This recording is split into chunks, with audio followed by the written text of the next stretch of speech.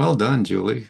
Thank you so much. And I have to tell you, the work that you're doing is fabulous. I was looking at your website as well, which is wonderful.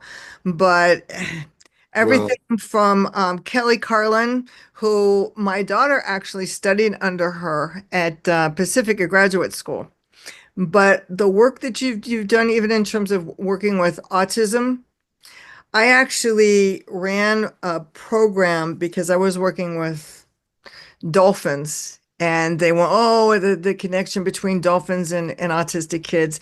And it really had nothing to do with dolphins. But what I was able to learn in terms of working with students on the autism spectrum was amazing.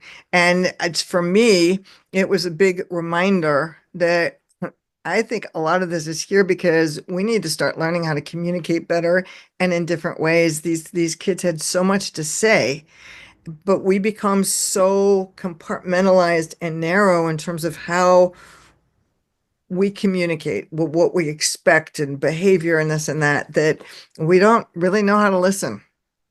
my friend Jonathan Alderson, who is a foremost researcher on autism and children, has written a book called Exploring the Myths of Autism, where he brings up that exact point. He said, when somebody says, oh, they've got autism, it's like, that's it, done, can't do anything more for them.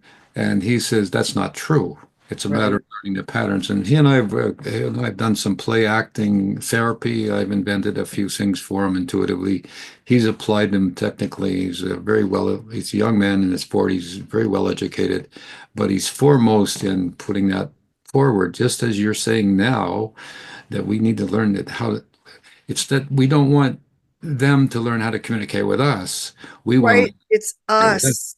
They don't need to change. We need to change, in terms of what we're doing. Yes, I was lucky that because I was working for a corporation, they wanted to do this. And I said, I need somebody who really knows what's going on. And I had the opportunity to bring in Dr. Bernard Remblin, who is no longer with us physically, but had started I think, I don't know if it was the American Autism Society, one of those. But he had started as a psychiatrist and he had a son, and his son was autistic. And he said, I need to learn about this from every different angle. So here is me, background in biology. That's why I go into the consilience of the importance of all the different aspects of this. And I'm, as a scientist, well, tell me, what should I expect from these kids with autism? And I'm going to take notes so that I write down what they're all like. Huh, they're not like anything. Every single kid is different. He said, I can't give you anything to tell you.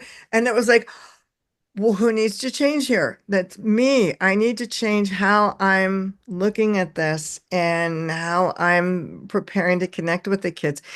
And the biggest thing, because one of the things I teach a lot is the importance of being an advocate of learning before you become this activist. And that means going to the people you're trying to reach. And I was trying to reach the kids who were autistic, and each one was different.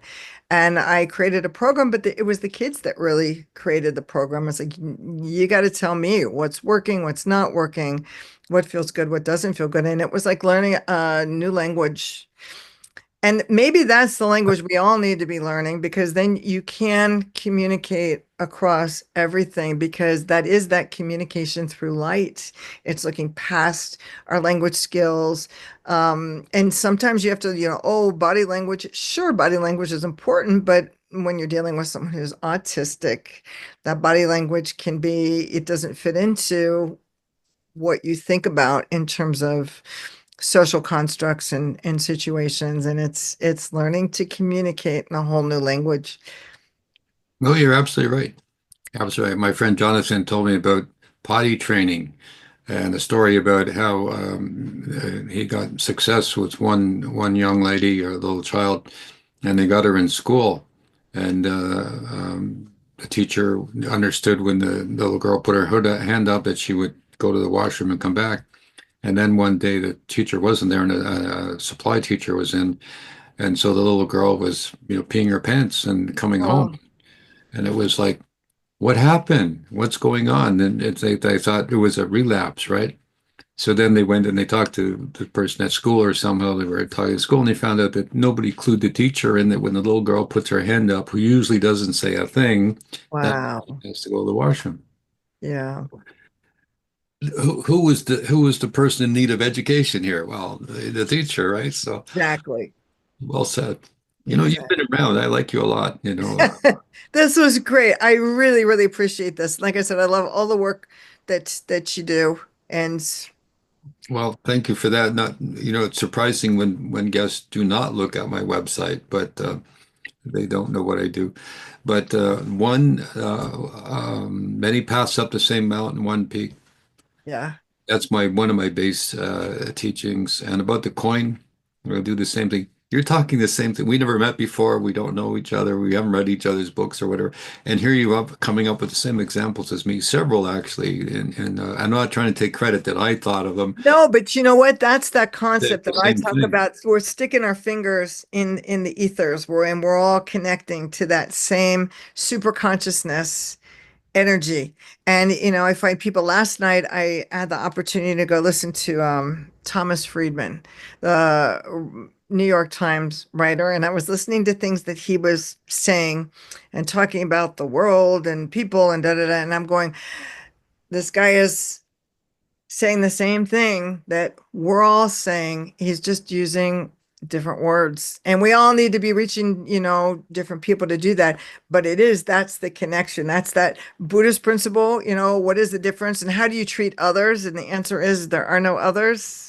Mhm. We're all connected. So we're just sticking in our fingers into that ethers, into that creativity, which is how we're all downloading a lot of the same information. Yeah, but you and I are on the same train.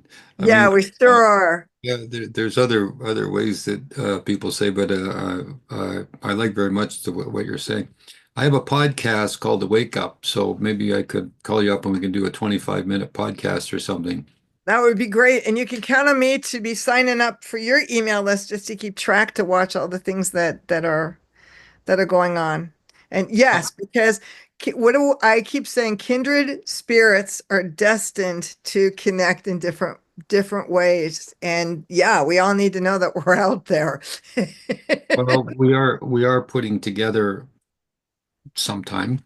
And not to say that we don't have the game plan. We have the game plan, but we haven't got the actuated yet. But we're putting our steering toward we're massaging our way towards conferences called Hope. So Hope conferences. You'd be a welcome to participate with us, and when we get going, we tried it last year, but then whatever came up, and so I think you'd be a dynamic speaker and part of Thank that. you. That would be, I would be honored. That would be a lot of fun. Okay, well, again, I also think that as we do things, conferences, masterminds, as people with this kind of energy come together, it sparks the people that we're talking to, and it really helps to light up the world. absolutely, absolutely.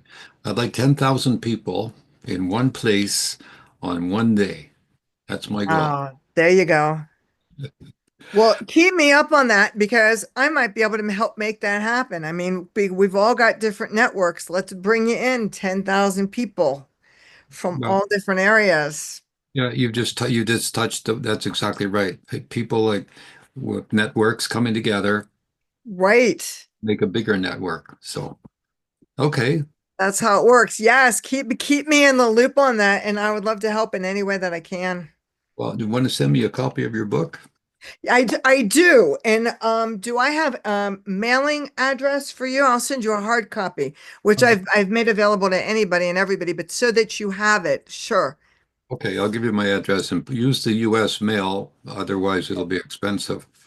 And Jack has advised or he advises that the post office is the cheapest way to send it to me.